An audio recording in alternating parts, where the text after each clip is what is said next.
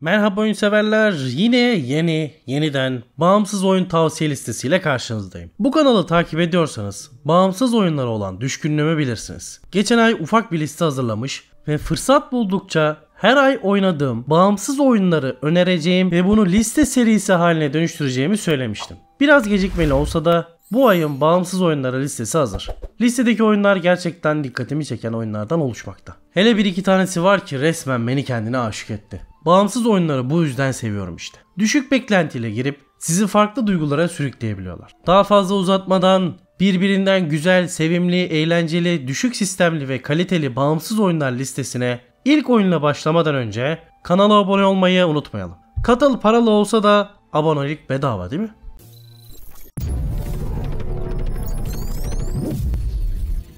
Vesper Zero Light Edition.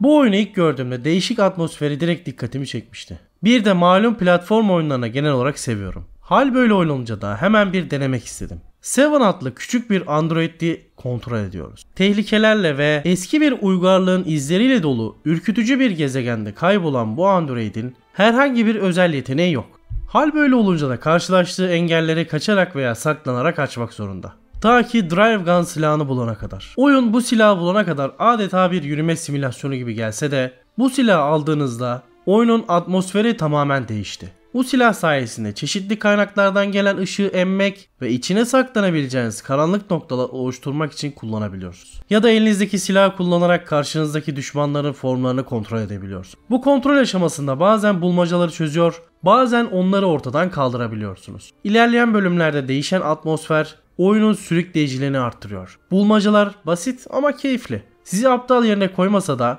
çok fazla zorlamıyor. Bulmacaları çözerken de neler yaşadığınızı anlamaya çalışıyorsun. Oyunun içerisinde bulduğunuz gizli bilgiler tamamlanınca oyunu tekrardan baştan sona oynadığınızda bu dünyada yaşanan tüm gizemleri çözebiliyormuşsunuz. Ben diğer oyunlara geçebilmek için tekrar oynama fırsatı bulamadım. Ama böyle bir durumda söz konusu bilginiz olsun. Son olarak oyun bir korku oyunu olmasa da oynayanı germeyi fazlasıyla başarıyor. Düşük sistem olması ve 18 liralık fiyatı ile tercih edilebilir durumda.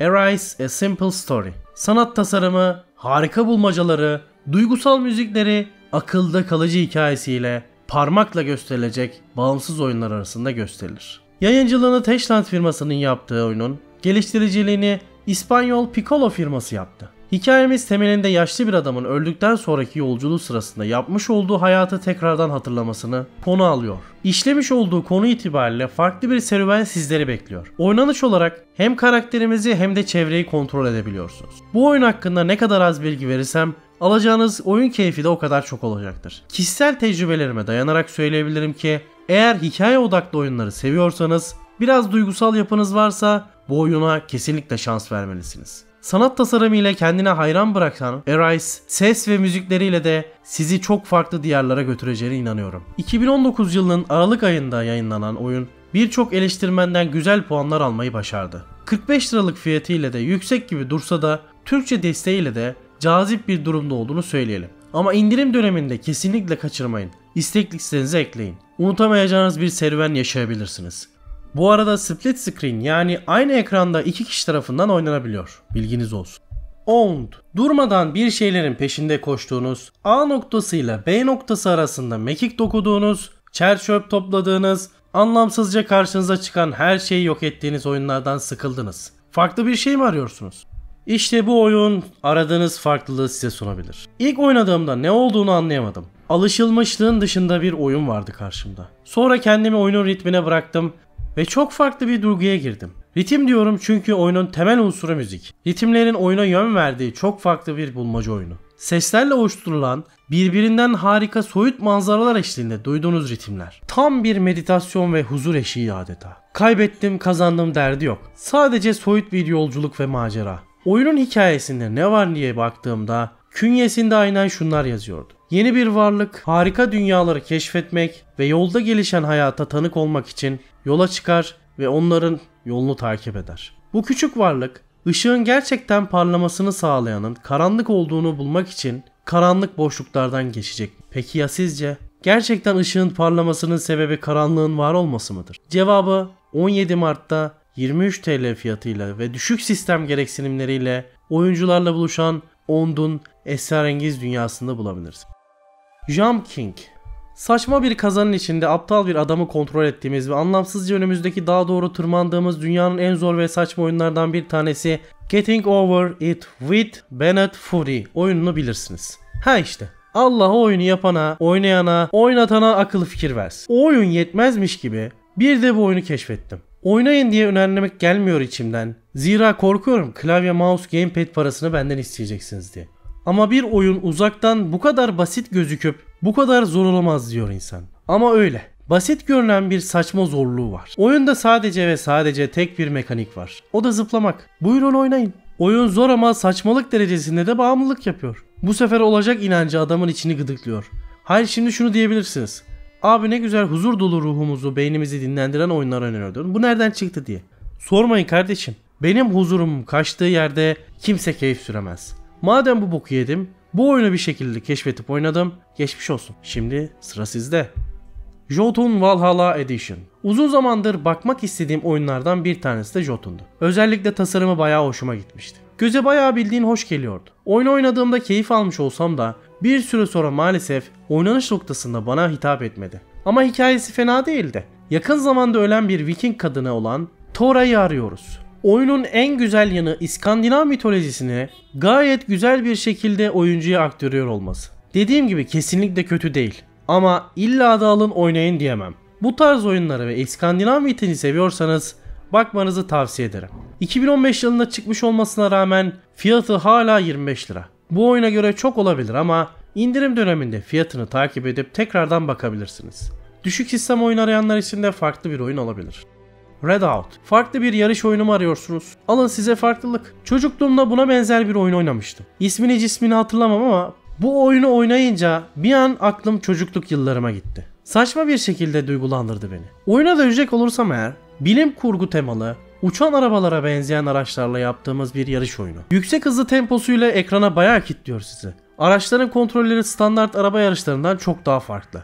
Çünkü burada belli bir hıza yükseldiğinizde doğru zamanda doğru ivmeyi yakalayabilirseniz yer çekimini de manipüle edebiliyorsun. Bu da oyuna farklı bir renk katmış oluyor. Tabi bununla beraber araç kullanırken sağa sola çarpmamak lazım. Zira bir süre sonra aracı patlatabiliyorsunuz. Gerçi sıfırlanıp oyuna kaldığı yerden devam ediyor. Ama süre kaybı yaşamış oluyorsunuz. Son olarak bölüm tasarımları da hiç fena değil. Kendini oynatmayı başarıyor. Makul sistem gereksinimleri 32 liralık fiyatı ile meraklıları bakabilir. Bu arada oyunun VR desteği de var diyeceğim de aramızda VR olan birisi olma ihtimali sanırım çok fazla değil. Never Alone. Geldik listenin sonuna ve en güzel oyununa. Never Alone harika bir hikaye anlatımı, bir kültürel anlatı, oyun olmaktan çok daha fazlası. Uzun zamandır bir oyun için böylesine derin duygular hissetmemiştim. Hemen oyunun hikayesi hakkında kısaca bilgi vereyim. Alaska eyaletinin kuzey bölgesinde yaşayan, Inuit koluna mensup olan Iñupiq adında Eskimo halkına bağlı Nuna adında genç bir kızın hikayesine eşlik ediyoruz. Nuna köyünden uzaklaştığı bir gün fırtına çıkar ve geri dönmek için yola koyulur. Zorlu geçen kısa yolculuk sonunda köyüne vardığında korkunç bir görüntüyle karşılaşır. Tüm köyü harap edilmiş, yakılmış ve yıkılmış durumdadır. Yaşanan bu olayların sebebini araştırmak için en yakın arkadaşı kutup tilkisiyle beraber yola çıkarlar ve olaylar gelişir. Hikayenin sunumu gerçekten benim çok hoşuma gitti. Her oyun için bunu demem ama bu oyunu gerçekten özel geldi bana. Hemen geliştirme süreci hakkında bazı ufak noktalar araştırdım ve gerçekten böyle hissetmekte haklı olduğumu anladım. Oyunun geliştiricisi olan Upper One Games 2012 yılında kuruldu. Alaska yerlileriyle çalışan kar amacı gütmeyen dernek vakıf benzeri bir kuruluş olan Cook Inlet Tribal Council ile birlikte oyunu geliştirmeye başladılar. Daha sonraları Align Media ile ortaklık kurdular. Böylelikle geliştirici firma Amerika tarihinde yerlilere ait ilk video oyunu geliştiricisi ve yayıncısı unvanına sahip oldu. Geliştirici ekip bu oyunu geliştirirken yaklaşık 40 Alaska yerlisiyle yapmış olduğu röportajlar sonucunda oyunun hikaye anlatısını oluşturdu. Eskimo kültürü hakkında yaşayan bir miras oluşturmaya çalışıldı. İnsanların dikkatini bu kültüre çekmek için başarılı bir çalışma gerçekleştirildi. Oyunda ilerledikçe kilidi açılan görüntüleri oyunu durdurarak izleyebiliyorsunuz. Bu oyunlarda pek görmediğiniz bir anlatı şekli. Geliştirici ekip oyunu yapmalarının arkasındaki amaçları şöyle sıralıyor. İnsan olmanın ne anlama geldiği ve nesiller arası hikayeleri keşfetmek, bir sonraki nesle aktarabilmek, hem yerel kültürün hikayelerini eğlenceli olarak paylaşmayı hem de Alaska yerli folkloruna olan ilgiyi yeniden canlandırmak.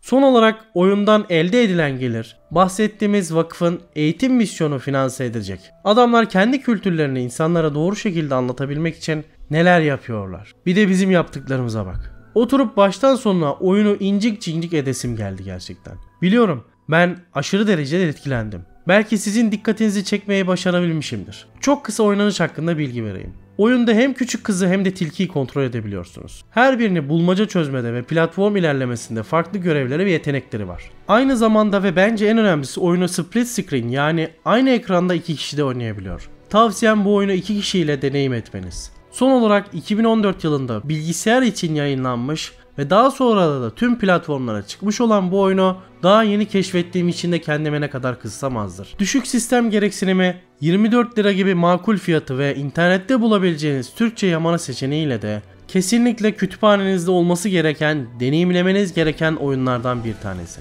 Bu haftalıkta benden bu kadar. Hem bizleri desteklemek hem de motivasyonumuzu yükseltmek için kanala abone olmayı ve yorum yapmayı, Discord sunucumuza da gelip sohbetimize katılmayı ve son olarak açıklamalar kısmında linkini bulabileceğiniz podcastlerimizi dinlemeyi unutmayın. Hepinize iyi eğlenceler. Unutmayın ki oyunlar öznel bir nesnedir. Kişiden kişiye farklılık göstermesi de gayet doğaldır. Bir sonraki videoda görüşünceye kadar oyunla kalın.